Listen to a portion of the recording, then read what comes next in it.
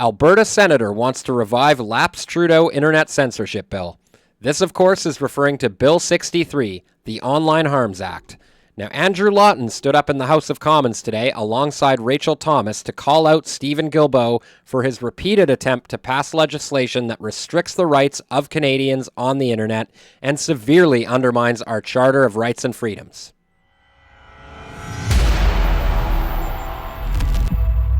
What's up, everybody? Welcome back to episode 61 of Johnny Says So.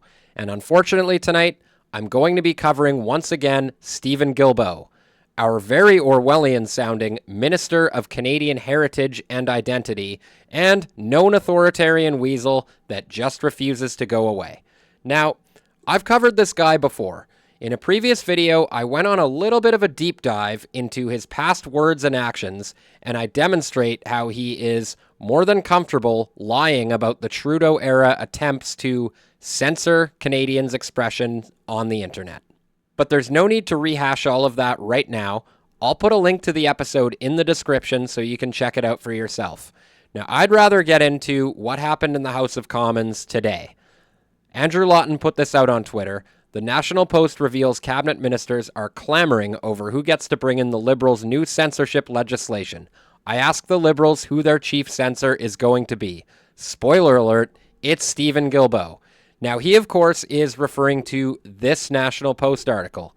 Who's responsible for online harms? Responsibility for troubled file floats between ministers.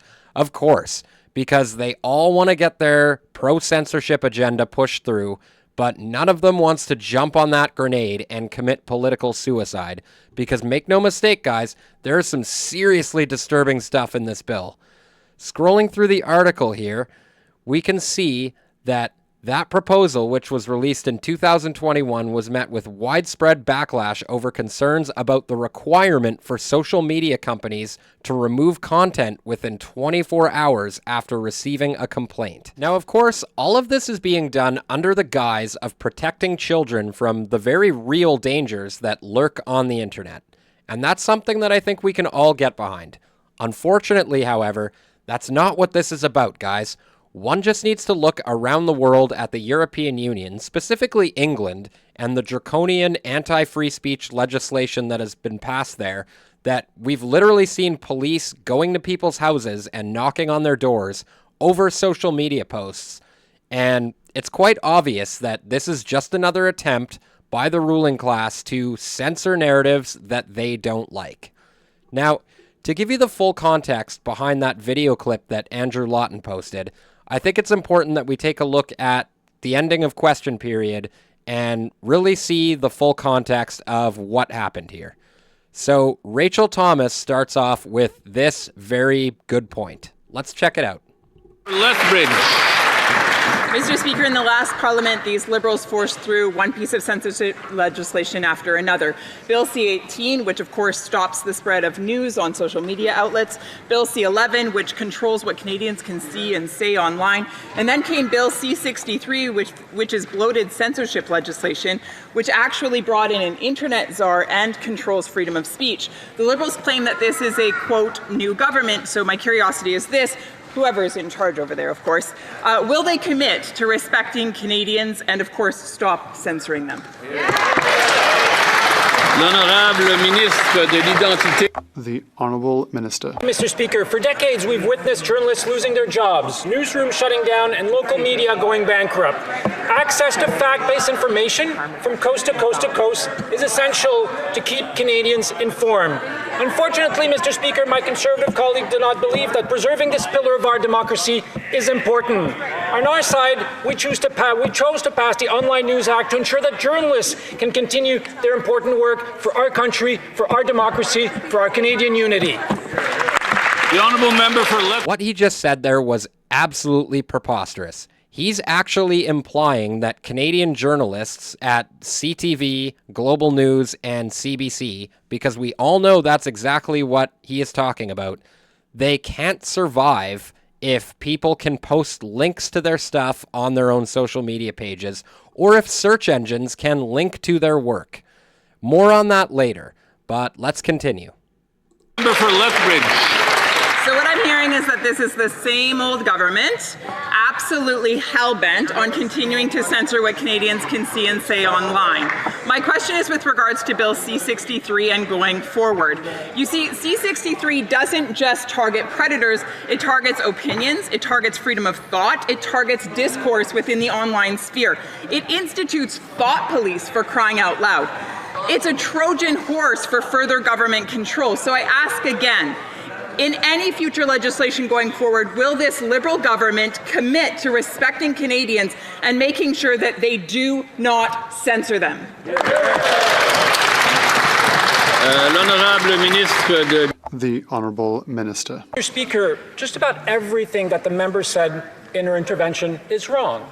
Bill C-11 ensures that Canadian artists get rewarded, as they should, by online platform, Mr. Speaker. Bill C-11 makes sure that Canadian content can be discovered by Canadians, by my kids, by all of our kids. Canadian content can always be discovered.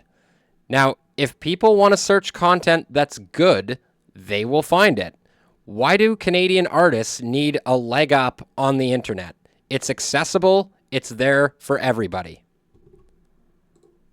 Instead of just international artists, Mr. Speaker. That's exactly what what Bill C-11 does. It gives the opportunity for Canadians to discover Canadian artists, something we should all support, Mr. Speaker.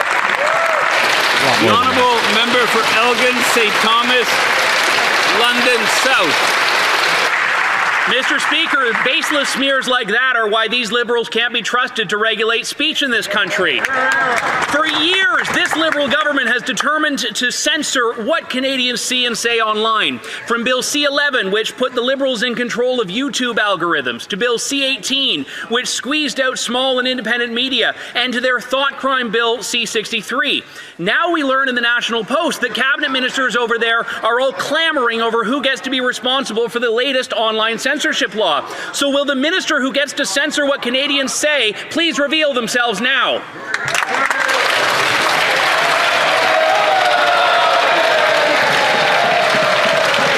L'honorable ministre de l'identité. The Honourable Minister. Even Google agreed that they should do this. Google will pay $100 million to help Canadian journalism in this country. Google did not agree.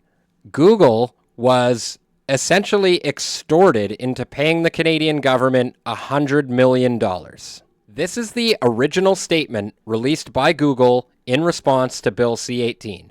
The Government of Canada has enacted a new law called Bill C-18, the Online News Act, requiring two companies to pay for simply showing links to news, something that everybody else does for free.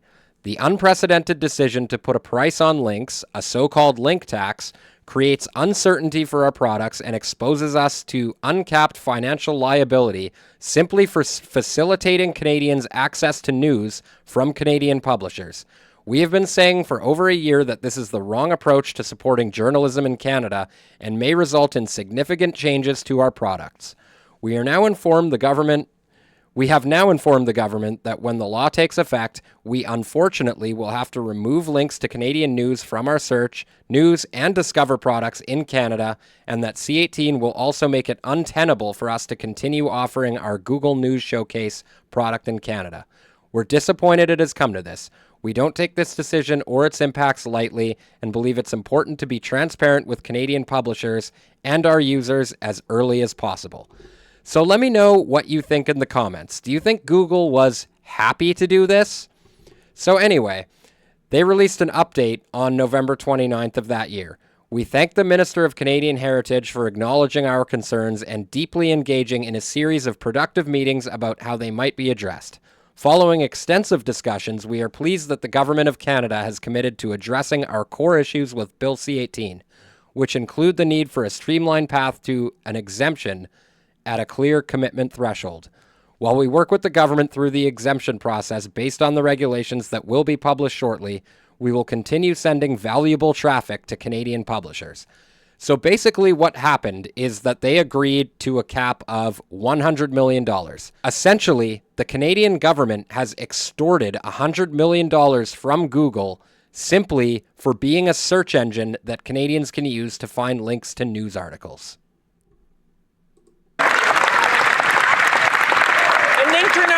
international US-based company would agree to do that, but the Conservative Party of Canada would vote against this, would prevent that from happening, would want to prevent our media from getting $100 million so that there's more local content, more journalists hired in our newsroom across the country. It is simply unthinkable. It is immoral, Mr. Speaker. Immoral?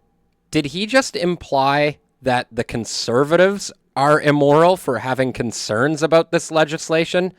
No, what I think is immoral is the government extorting money from a search engine so that they can let users find news content, which they get for free, which also, by the way, only gives traffic to the news websites themselves.